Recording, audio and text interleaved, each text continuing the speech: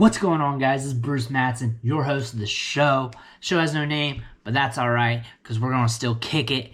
And this is a show where I talk about fantasy football and Dynasty, redraft, Devy, all that, bag of chips, and I go deep. I'm very objective with my analysis.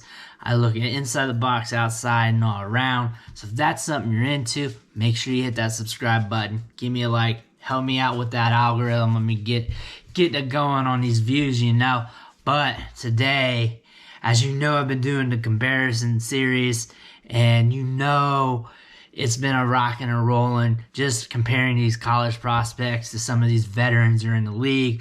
People have been liking it. I've been getting some good feedback, so I'm going to give you another one. And right now, today, I'm going to be talking about Najee Harris.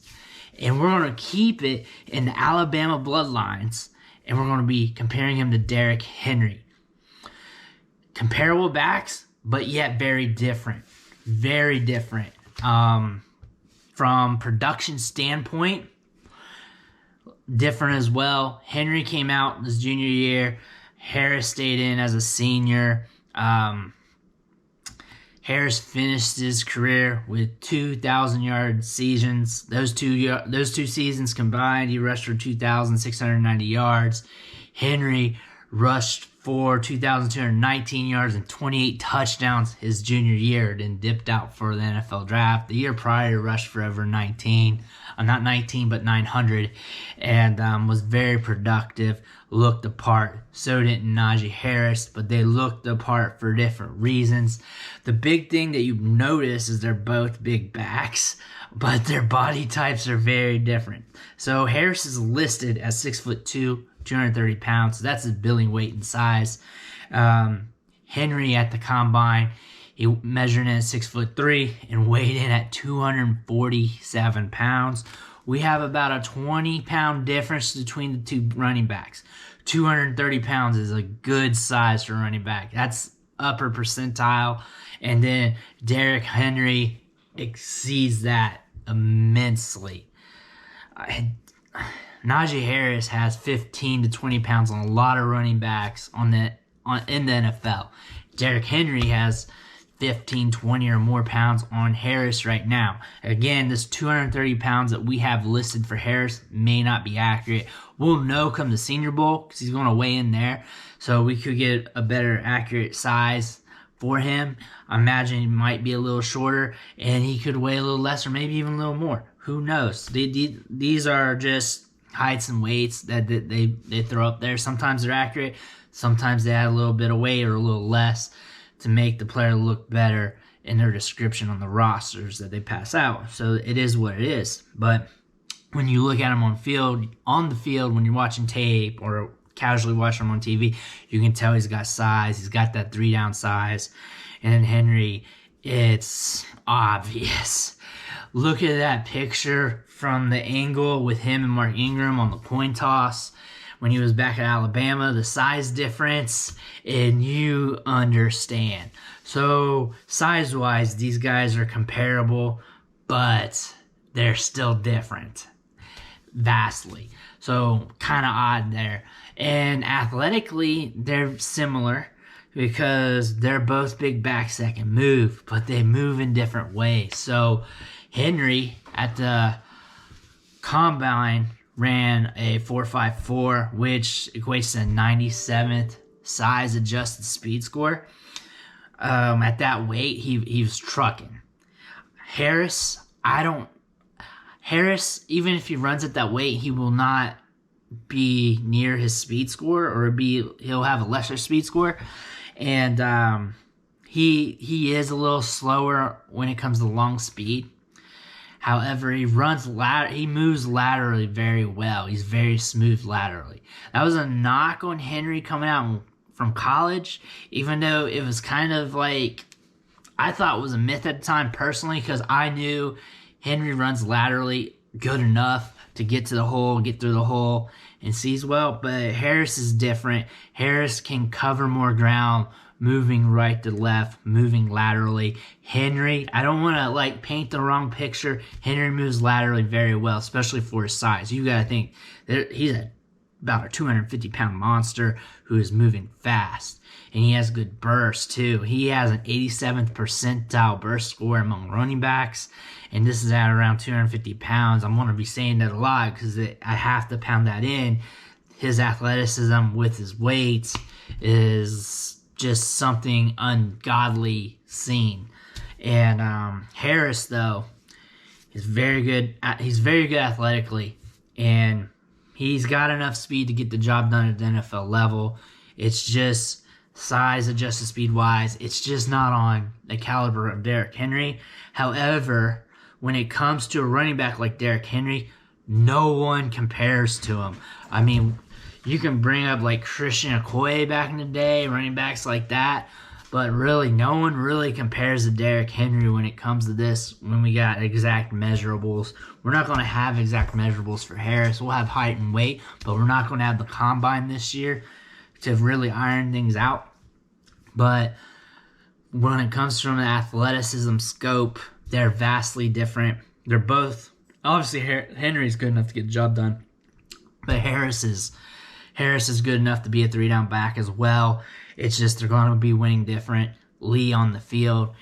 Harris can win in all different ways. He can beat you up in the hole at the point of contact. He can also make you miss.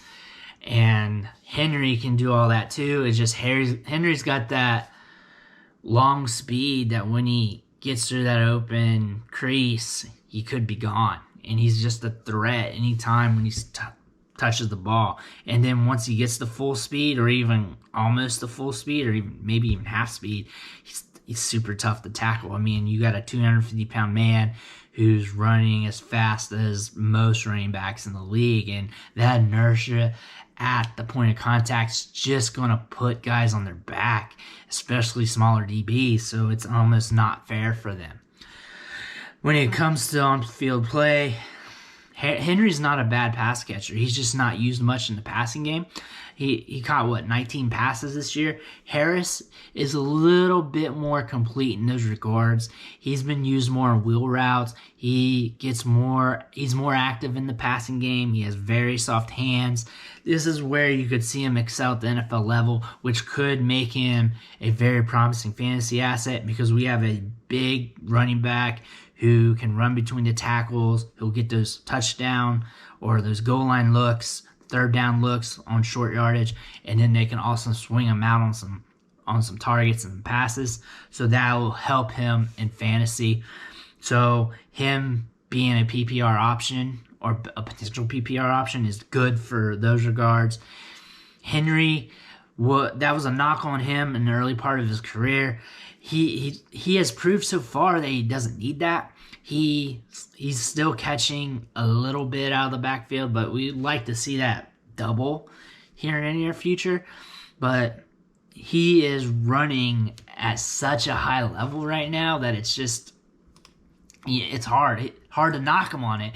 When you run for over 2,000 yards at the NFL level, it's hard to have a bad fantasy season. And the year before it was 1,500, and the year before he hit the 1,000-yard mark. That's 3 straight 1,000-yard seasons. So technically 4 1,000-yard seasons in 3 years if you want to just break it down by 1,000-yard increments.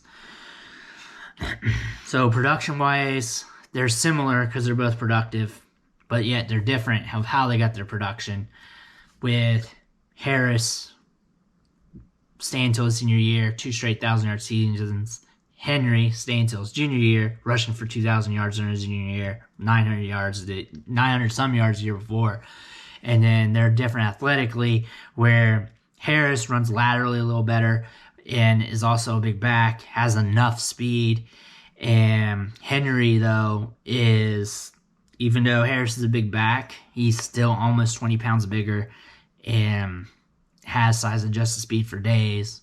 Also runs laterally well, but Harris probably beats him in that territory. And Henry has elite-level burst. I think Harris has a good burst, but when it comes to Derrick Henry, you can't shake a stick to it. It's no knock to Harris, but when you're comparing him to Derrick Henry here, that there's just levels to this athleticism that he has, and it's hard to catch up to, and it's a tough comparison for any player. And So for comparison reasons, these guys are a lot alike, but yet a lot different.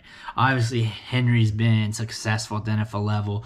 He started off slow in his career, which might be good for him because that'll allow him to hopefully have more longevity.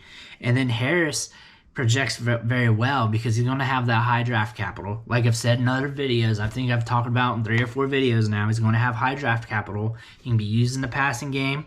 He can use between the tackles, and he can be a 3-down workhorse. Especially goes to a team that wants a 3-down workhorse, they're going to get it with Harris here. I think I mixed up their names a few times. I feel it, but Najee Harris can be a 3-down workhorse at the next level easily, and especially if he gets on the right team. And then obviously we know what Henry is. So that's my comparison between the two. It's kind of confusing because they're both a lot alike, but a lot different. Obviously, I think Henry, from a prospect profile standpoint, from athleticism, tape, size, production profile, is the better back. They're going to have similar draft capital. If Henry was in this draft with Harris, I would definitely be taking Henry over Harris. But Harris does some good things where he can catch the ball in the backfield a little better, and he can run between tackles and can be used in all 3 downs. But ultimately, due to Derrick Henry being an athletic unicorn, that would be the running back I'd go with if I had to pick between these 2 backs in the NFL draft. If this is the content you love and you want to see more of this, you better hit that subscribe button. That lets me know that people are liking what I'm doing, and that gives me initiative to make more videos. I'm going to have more comparison videos out, so don't fret on that. Make sure you hit that like button, help me out on that algorithm, and I'll catch you next time.